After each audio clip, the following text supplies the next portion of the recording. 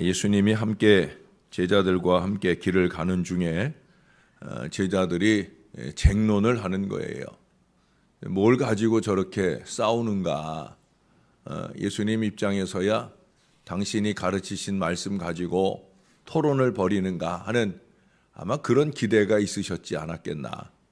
그래서 그 제자들에게 길에서 너희가 서로 토론하는 것이 무엇이냐라고 물으셨어요. 그랬더니 이 제자들의 한심한 대답이 그렇습니다. 서로 누가 크냐 쟁론하였다. 서로 누가 크냐 쟁론하였다. 예수님은 제자들이 왜 이 문제로 열띤 토론을 하고 있는지 그 핵심을 모르시는 게 아니죠. 제자들이 누가 크냐고 다투는 것은 그들이 힘과 권력을 추구하면서 그 힘으로 다른 사람들을 지배하며 살고 싶은 그 강한 욕망을 가졌기 때문이에요. 예수님과 오랜 세월을 같이 다녀도 여전히 사고하는 수준이 세속적이고 세상 사람들과 다를 것이 없는 그 수준의 모습을 보이고 있다는 거예요. 왜 그럴까요? 그것은 언제나 이 욕망 때문이에요. 욕망. 이 욕망은 제자들조차도 병들게 하는 거예요. 욕망에 눈이 멀면 하나님의 뜻도 하나님의 마음도 안중에 없습니다. 그 욕망을 채우기 위해서 뭐든지 해요. 뻔뻔해지기도 하고 무엇보다도 자기만 위하는 사람이 됩니다. 대접을 받으려고나 하지 대접을 할 줄 모르는 어리석은 인생이 되어진다는 거예요. 그런 이 제자들에게 예수님은 하나님 나라는 분명히 세상 나라와는 다른 나라다라는 것을 알게 하셨습니다. 그래서 이 어린아이 하나를 데려다가 그들 가운데 세우고 안으며 말씀하십니다.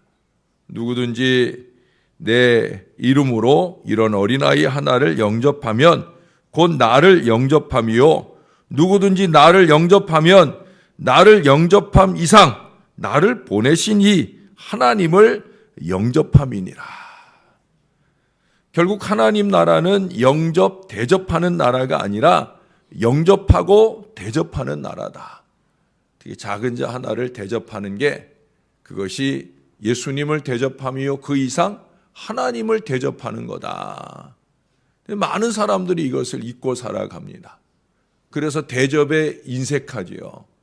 영접에 인색합니다.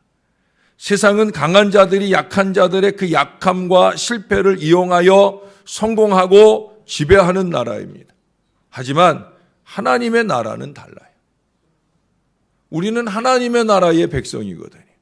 예수님은 예수님의 제자들이 하나님 나라의 백성이기를 원하여 여러분 산상수훈 마태복음 5장부터 7장까지의 말씀을 시작하는 5장 1절에 보면 그 산상수훈의 말씀을 아무에게나 들려주는 게 아니거든요. 제자들에게, 제자들을 부르시며 그들에게 이르신 말씀이에요. 산상수훈의 내용이 뭐예요? 하나님 나라의 백성의 법을 말씀하고 있는 거예요. 하나님 나라의 백성은 어떻게 살아야 되느냐라고 하는 걸 말씀하는 거예요. 팔복으로부터 시작해서 하나님 나라의 세상의 원리와 다른 그 나라 백성으로서의 원리를 말씀해 주고 있는 거예요. 누구에게? 제자들에게. 하나님 나라 백성들에게. 하나님 나라 백성들은 어떻게 살아야 되느냐. 하나님 나라는 힘있고 강한 자들이 어린아이같이 약하고 보잘것없는 사람들을 돌보면서 그들의 약한 점, 실패한 부분들을 품어주고 도와주는 나라다. 이것이 하나님의 사랑이고 하나님 나라의 원리다. 하나님은 그렇게 하늘 보좌를 버리시고 우리를 섬기시려고 기꺼이 이 땅에 내려오셨죠. 말구유에 아기 예수님의 모습으로 이 땅에 오셨습니다.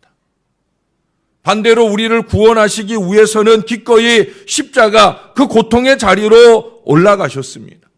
몸은 올라가지만 그분은 한없이 곤두박질 치는 자리로 내려가신 거죠. 왜 그렇습니까? 우리 죽을 수밖에 없는 죄인들을 섬기시려고, 우리를 영원한 천국으로 영접하시려고, 주님은 기꺼이 십자가로 내려가신 거예요. 십자가는 섬김입니다. 하나님 나라는 섬김의 나라입니다. 그래서 이 하나님의 나라에서 큰 사람은 다른 사람의 약한 점, 실패한 부분들을 품어주고 도와주기 위해서 자신의 힘과 능력을 기꺼이 나누는 사람이에요. 살리고 세우기 위해 몸부림치는 사람이에요. 우리가 품고 나누고 돌봐야 할 지체에게 주님의 이름으로 그분의 사랑을 흘려보내는 큰 사람, 우리는 그런 사람들이 되어야 된다는 거예요. 여러분, 다시 말씀드립니다. 하나님 나라의 큰 사람은 섬기는 사람입니다. 자기를 낮추는 사람입니다. 예수님께서 마태복음 11장 11절에서 세례 요한을 가리켜 여자가 낳은 사람들 중에 이보다 큰 사람이 없다. 무슨 얘기예요? 가장 큰 사람이다 라고 말씀을 했어요.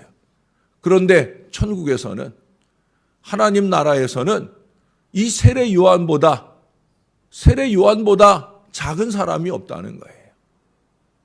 거기는 다 세례 요한보다 크다는 거예요. 좀 안 맞는 것 같은 말씀을 하시지만 이 세상에서는 여자가 낳은 사람 중에 세례 요한보다 큰 사람이 없지만 천국에 간 사람, 하나님 나라에 사는 건강한 믿음의 사람은 세례 요한보다 다 낫다는 거예요. 참 중요한 얘기예요. 세례 요한을 왜 하나님이 큰 사람이라고 했을까? 여러 가지 이유를 꼽아드릴 수 있습니다만은 그 중에 가장 큰 이유는 바로 겸손이라고 생각을 해요. 그는 헤롯 왕 앞에서도 목숨을 걸고라도 할 말은 하는 강한 사람이었잖아요. 하나님이 그 마음에 주신 말씀을 그는 숨김없이 내놓는 사람이에요. 자기 앞으로 나아오는 그 당시의 권세자들을 향해서 이 독사의 자식들아, 그는 거침없이 독설을 내뿜는 그런 독설가였어요. 그러나 여러분, 그는 광야에서 가난한 자들과의 청빈한 삶을 사는 사람이요, 예수님을 가리켜 그는 흥하여야 하겠고 나는 쇠하여야 하리라, 나는 그분의 신발끈조차 맬 자격이 없는 사람이다 라고 외치던 겸손한 사람이었다는 거예요. 왜 그랬을까요? 왜 그랬을 거라고 생각하십니까? 그것은 바로 사명 때문입니다. 하나님 나라를 위한 사명 때문에 그는 낮아지기를 원했고 겸손히 예수님을 드러내기를 원했어요.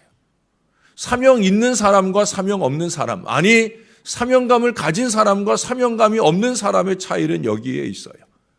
사명감이 없는 사람은 아무리 직분을 가졌어도 자기를 위하는 사람, 자기만 드러내는 사람, 자기의 자랑을 삼는 사람, 자기 주장이 강한 사람이에요. 그러나 사명감에 사는 사람은 아니에요. 언제나 주님이 흥하여야 하겠고 나는 쇠하여야 하리라, 이 한 가지 마음 가지고 하나님의 영광을 드러내고 자기의 자랑을 감추는 바로 그 사명에 젖어 사는 사람이에요. 여러분, 사명은 나의 꿈을 꾸고 나의 비전을 이루는 게 아닙니다. 진정한 사명은 하나님이 나에게 주신 것을 아멘으로 받아들이고 그 사명을 겸손히 실천하며 사는 사람이에요. 하나님의 사명자는 하나님의 일을 해야 되죠. 자기가 주장하는 일을 하는 게 사명자가 아니란 말이죠. 하나님의 사명자는 하나님의 일을 하는 사람이에요. 마찬가지로 선지자는 나의 말을 하는 사람이 아니라 하나님의 말씀을 전하는 사람이죠. 여러분, 요나서를 보시면 하나님은 죄악으로 가득한 니느웨 백성들이 구원받기를 원하셨어요. 그들은 그들의 죄악 때문에 멸망받아 마땅하지만 하나님은 그들을 구원하길 원하셨어요. 하나님이 왜 그것을 원하셨는지 어떻게 알 수 있어요? 선지자를 보냈잖아요.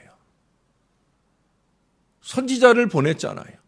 하나님의 사람, 말씀의 사람을 보내는 이유는 뭐냐?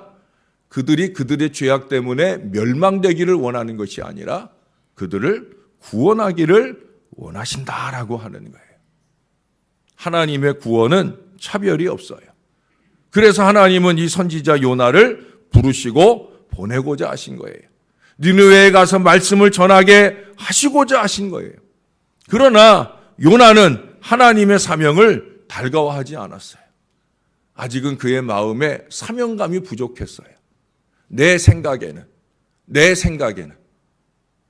아니, 하나님도 멸망시키고 싶을 정도의 저 니느웨인데, 더군다나 우리에게는 적국인 수도인데, 아수르의 수도가 니느웨거든요. 자기네를 억압하고 그리고 자기네들을 멸망시킬 그 아수르, 그들의 수도 니느웨가 그 죄악으로 물들어 하나님께서도 그 니느웨를 멸망시키고자 하는 나라인데 왜 굳이 나를 보내려 하는가? 왜 굳이 그들에게 회개할 기회를 주어서 살 소망을 주려 하시는가 하는 내 생각. 그것은 요나의 생각일 뿐이에요. 사람의 기준일 뿐이라는 거죠. 하나님은 그들이 다시 오기를 바라시기에 이 선지자 요나를 보내주시는 거예요. 그들이 회개하여 다시 하나님께 돌아올 기회를 주시는 겁니다. 하나님께로 돌아오면 다시 살게 되는 거죠. 은혜 앞에서 모두 할 말을 잃게 만드는 것, 그것이 복음 아니겠습니까? 그러나 여러분, 요나는 이 이방 민족이 하나님 앞에서 회복되는 것이 마땅하지 않아서 우리가 잘 아는 대로 니느웨의 반대편 다시스로 도망을 하게 됩니다. 하나님의 명령에 순종하기 싫었고 원수의 나라를 향한 하나님의 사랑도 수용하거나 이해할 수가 없었어요. 하지만 하나님을 등지고 도망가면 폭풍우 몰아치는 바다가 그에게 다가올 뿐이잖아요. 자기도 죽고 남들도 죽을 일을 하게 되는 거잖아요. 많은 사람들이 이 어리석은 요나의 길을 갑니다. 잘난 줄 알고 갑니다. 결국 그건 뭐예요? 함께 죽자는 거죠. 자기 길을 자기 마음대로 가는 게 옳은 줄 알지만 하나님의 길을, 하나님의 일을 외면하고 가는 길이 잘난 줄 알지만 결국 함께 죽자는 거지요. 그것은 복음이 아닙니다. 요나가 욥바로 내려갈 때 마침 다시스로 가는 배가 요나를 기다리고 있는 거예요. 하나님의 뜻을 외면하는 그 순조로운 길이 그를 기다리고 있는 거예요. 여러분, 순조롭게 열리는 환경이 늘 주의 뜻을 확증해 주는 것이 아님을 깨달아야 되는 거예요. 불순종의 길이라고 하면 우리는 어서 그 길을 돌이켜야 되는 거예요. 순조로움이 축복이 아닙니다. 하나님의 길을 가는 것이 축복입니다. 이걸 잊지 말아야 돼요. 하나님보다 마귀가 자기의 길을 우리에게 순조롭게 보여줄 때가 더 많아요. 왜? 세상의 사고에 젖어 있는 우리들은 그 길이 마귀의 길인 줄도 모르고 하나님의 축복이거니 어리석게 착각을 하기 때문에 그래요. 우리는 사람의 기준으로 사는 사람이 아니라 하나님 나라의 기준으로 사는 사람이에요. 하나님의 사명으로 일하는 하나님의 백성이라는 거예요. 여러분, 하나님의 사명으로 일하는 게 뭡니까? 여러분, 한번 내가 자신이 하고 있는 일이 하나님의 사명자로서 하고 있는 일인지를 우리가 점검해 봐야 돼요. 자기 멋대로 하는 게 아니잖아요. 자기 생각대로 하는 것도 아니잖아요. 자기 자랑이 되고 대접을 받는 것은 더더욱더 아닌 거잖아요. 하나님 나라의 백성답게 하나님의 뜻을 따라서 겸손히 섬기고 희생하면서 그 모든 영광을 하나님께 올려드리는 것, 바로 그건 아니겠습니까? 우리는 그렇게 점점 하나님 나라에 충실한 하나님의 백성, 성도가 되어가야 합니다. 따뜻함이 넘치는 하나님의 사람이 되어야 합니다. 죽이고 파괴하는 마귀의 일들을 벗어던지고 살리고 세우는 하나님의 일을 하는 이 십자가 사랑에 젖은 참된 헌신의 사람이 되어야 합니다. 새벽 열심을 따라 십자가의 길을 주님과 함께 가는 여러분들이 바로 그런 사람들이 되어 주실 때 이 신월제일교회가 하나님 나라가 되고 하나님의 제자들이 세워지고 하나님이 영광을 받으시는 은혜의 제단이 될 것입니다. 우리는 그렇게 이루어지는 행복한 나라를 나와 너 우리가 함께 열어가는 하나님 백성들이 다 되시기를 우리 주 예수님의 이름으로 간절히 축원합니다. 기도하겠습니다. 하나님께 예배함이 행복한 이 아침, 오늘도 주님께 영광을 올려드리는 새벽 아침을 깨우게 해주시니 감사합니다. 피곤한 육신을 이끌고 왜 이 새벽을 깨웠겠습니까? 하나님의 말씀을 받아 그 말씀으로 하나님 나라를 세워가고자 함이 아니겠나이까? 오늘 예수님께서 하나님 나라, 하나님 백성의 삶을 분명하게 보여주셨습니다. 언제나 우리의 시기와 때에 맞춰 우리를 가르쳐 주시는 주의 말씀을 따라 다시 한번 깨닫고 돌아가게 이 아침을 허락해 주시니 감사를 드립니다. 말씀을 받는 자들이 깨닫고 깨달은 사람들이 말씀을 따라 사는 것이 사명으로 사는 것이요 하나님의 나라를 이루며 살게 되는 것을 깨닫게 되어집니다.